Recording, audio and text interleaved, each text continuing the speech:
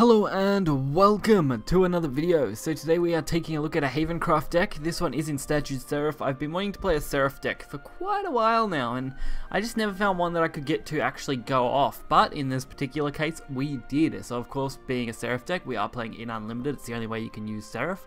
So hopefully you guys will enjoy this, and we will get right into the video. So first up is against Rune. Rune is another relatively slow deck, so going up against this deck is very interesting.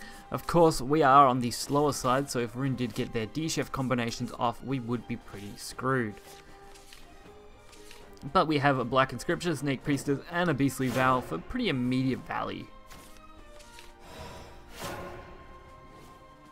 Of course, the main aim of any Seraph deck is to get Seraph on board on 8 and going off on 9. Sometimes that will require a little bit of luck, but what's a fun little RNG game without luck, eh? Gonna have that little bit of fun. So our opponent just kind of going for those Earth Sigils does lead me to believe they might be running an Earthright deck of some form, but of course it's a bit hard to tell just from one sigil. So Consecration still doesn't quite give it away yet, we'll just have to wait and see. It's just in those early stages where it is hard to tell. So we go for a very early pressure here with that Tiger. That Tiger is great for doing that. The early pressure you can apply with it is amazing. So this is a little interesting. Not a Rune deck I expected to face.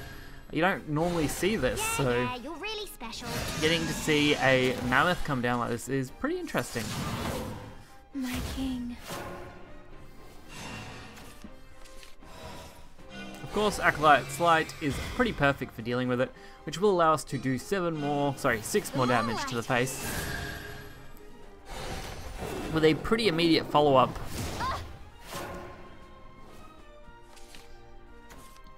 So there is the Iron Smelter. Seer's Telescope, must be looking for those cards. And another one, looks like they're going for a second Mammoth. Luckily, they're most likely going to be using that Mammoth to kill the 6/6, which means it's pretty much an instant answer with March Hare's Tea Time. Of course, you don't need to use the March Hares for face damage because we are running a Seraph deck, and there is our Seraph right on time for this match so far. And because we can easily ping this, we can remove the 0/2 pretty effectively, without costing us really any points.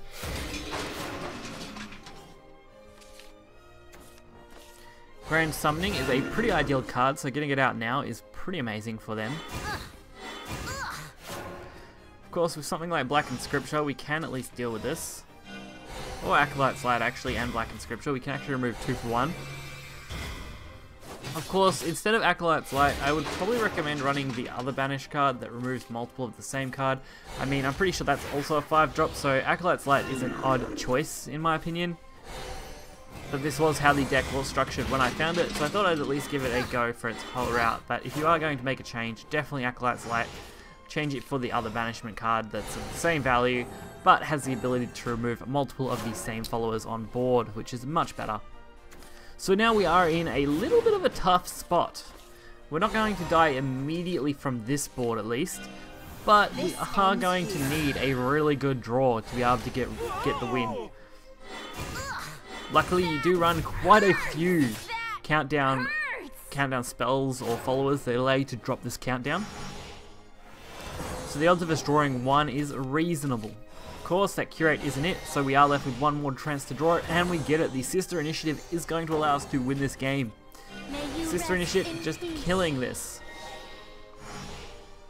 So there it is, Glorious Seraph in its mighty, mighty glory. 1 HP win. And so our prayers become victory.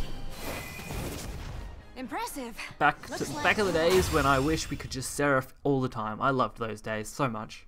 Seraph was a great fun card.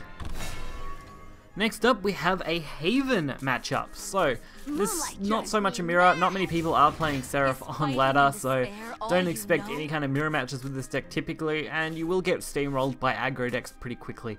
Main advantage is against a little bit slower decks, but not decks that can just OTK you in their slow variant. So Rune is normally a hindrance to this deck in particular, but we do start off with the very early Seraph, which means we can put as much pressure on this board as possible.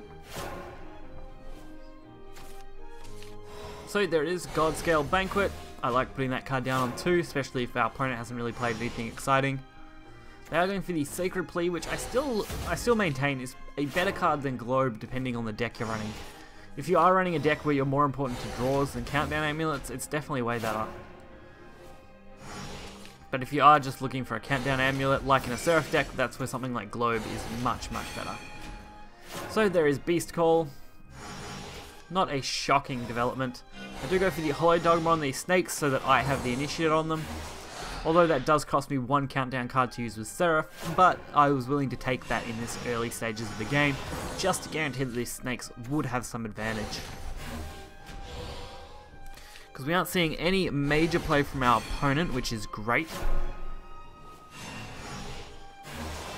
And we now basically have a full board of Snakes, so while I would have preferred March Hare's Tea Time, having 4 Snakes, all with Bane, is a pretty decent board.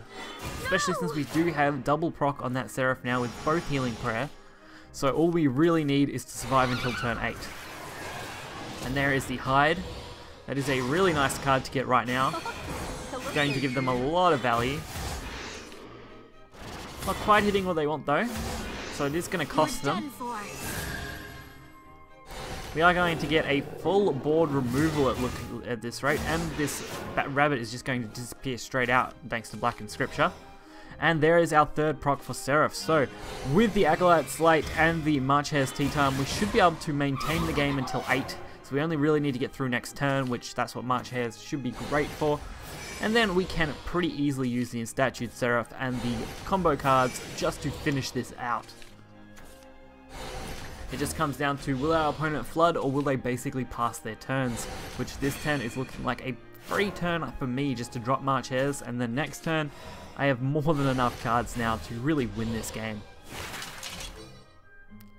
So I go for the 3 damage of the Evo, since we're not going to be using the Evo on anything else at this point, since we will be immediately pushing out the Instatued Seraph to get everything else we need off on turn 9. The only real threat would be if they could banish an Amulet. And there it is, Path to Purgatory. Very interesting Haven deck these guys are running. It's definitely took me by surprise. Unlimited can have some really janky decks, but sometimes those janky decks do very, very well.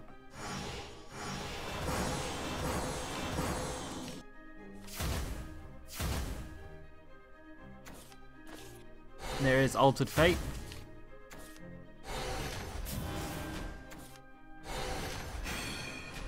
So, no way to get rid of the Seraph, and it looks like that is going to be our win.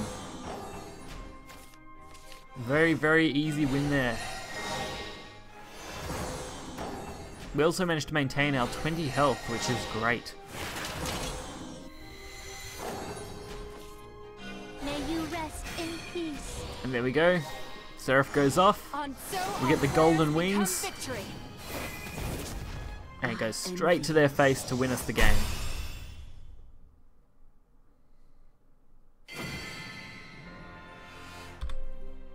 So I hope you guys did enjoy this video. Again, I would definitely consider trading out the Acolyte's Light.